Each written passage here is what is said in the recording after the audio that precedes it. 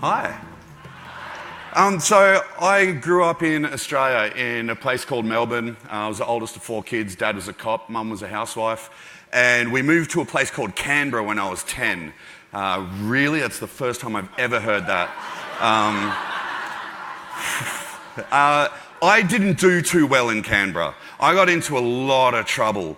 I probably got in everyone's fair share of trouble.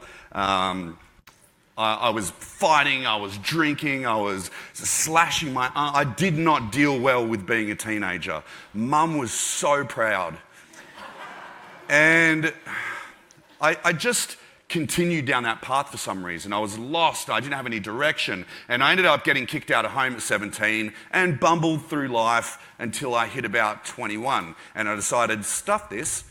If I continue down this path, I'm going to be dead or in jail by the time I was 23, and that's not a very great prospect. So I decided to do the only thing I could think of. I'll remove myself from this environment that I've become a product of, and I threw everything that I owned into this tiny little car that they don't even make anymore. I didn't have a license for. And I headed off to the bright lights of Brisbane, where my friend Matt had a job waiting for me behind a bar in a strip club. And I started making music with some other guys, and we were having a lot of fun. We put out an album. We opened up for Snoop Dogg. Yeah, obviously being white guys in Australia, we were rapping, duh. But not a lot of money in white rappers in Brisbane in 1998. And it all fell to pieces, and I was really, really lost, and I was petrified of taking a step back. So I did what we often do when we're a bit lost. I called Mum. And she said, why don't you talk to your two younger brothers? They're in the army, they love it, so I did. And I said, hey, what do you think about me joining the army? And they pissed themselves. They did give me one bit of advice. They said, whatever you do, don't join infantry. So I joined infantry. And you know what? I'll be forever grateful to the army for not just giving me experiences that normal people do not get to have, but also teaching me how to be a valuable member of society, for teaching me how to be a real man, and for allowing me to serve my country. And I spent 4 years as an army paratrooper, but I had this longing to do more and see more and stop shitting in a hole in the bush. And so I looked further afield, and I found out about these things called the clearance divers in the Navy.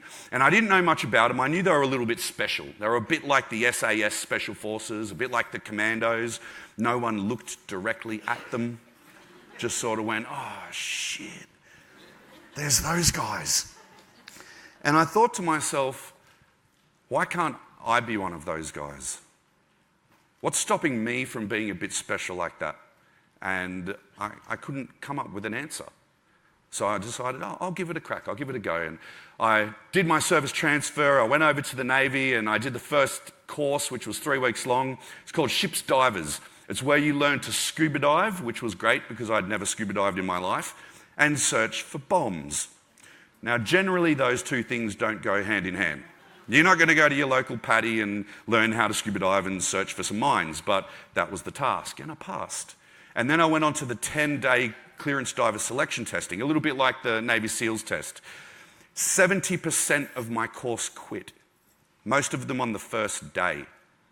I lost 15 pounds, but I passed. And not only did I discover my dream job, I discovered my dream life. I wasn't running around the bush pooping and sleeping in a hole anymore. We were doing maritime tactical operations, mine countermeasures, diving into the ocean out the sides of helicopters to blow up mines and explosives, underwater battle damage repair, diving on the modern day diving helmets and using almost any handheld tool you can think of, but underwater. And for anyone who's seen the movie Hurt Locker, we were also doing EOD, or explosive ordnance disposal, arguably the most dangerous job in the military. And I was doing this job and living this amazing lifestyle for 5 years. And one day I went to work and we were doing a very mundane task. It was a counter-terrorism exercise. It really wasn't that great. I was pretending to be an attack swimmer. I was on the surface in Sydney Harbour, on my back, black wetsuit, black fins, just kicking my legs. And I was probably only in the water for about 4 minutes. And I looked over my left shoulder to make sure that I was going in the right direction. And before I could turn back, I got a massive whack in my leg. And I really didn't think too much of it because it didn't hurt. I thought maybe the guys in the boat got a little bit too close. I don't know. I turned around and I looked down and came face to face with a massive shark's head. Not what I was expecting. Literally my worst nightmare. I was terrified of sharks. There was only 2 things in life that I was absolutely petrified of: sharks and public speaking. It's funny how life works out. But I didn't know what to do. It felt like we stared eye to eye for a couple of seconds, and then my survival instinct kicked in and I thought, I've seen the crocodile hunter, I'll jab it in the eyeball. But I couldn't move my arm. And I looked down and I could see a row of teeth all across my thigh and across my wrist. My hand was also in the shark's mouth. So I thought, left hand. And I reached over, but it had me by the back of the leg and I couldn't reach the eyeball. I tried to push it off by the nose. I tried to punch it in the head, and that did nothing, except I think piss it off. That's when it started to shake me, and that's when the pain kicked in. Now, when a bull shark grabs something, its top jaw latches on first, and then the movable bottom jaw comes in underneath. And as it shakes, its teeth act as a saw. It was sawing the flesh out of my body and drowning me at the same time. It lasted about 8 seconds. And at the end there, I accepted the fact that I was going to die. I had a 300-pound monster. Sorry, that's 300 kilos, so 600-pound monster, something akin to that, just tearing me to shreds. And you become very aware of how out of your element you are when something that big wants to eat you, and there was no getting away from it.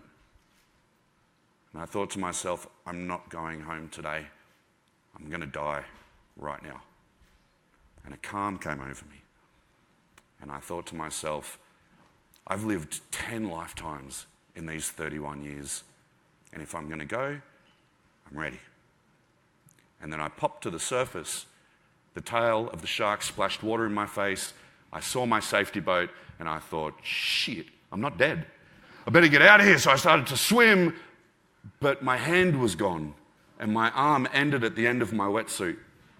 And all those hundreds of hours of medical training kicked in, and I thought, I've got to keep that wound above my heart to stem the bleeding. So I started swimming with one hand and one leg because I couldn't even feel my right leg. I had no idea what was wrong with it. I just couldn't feel it.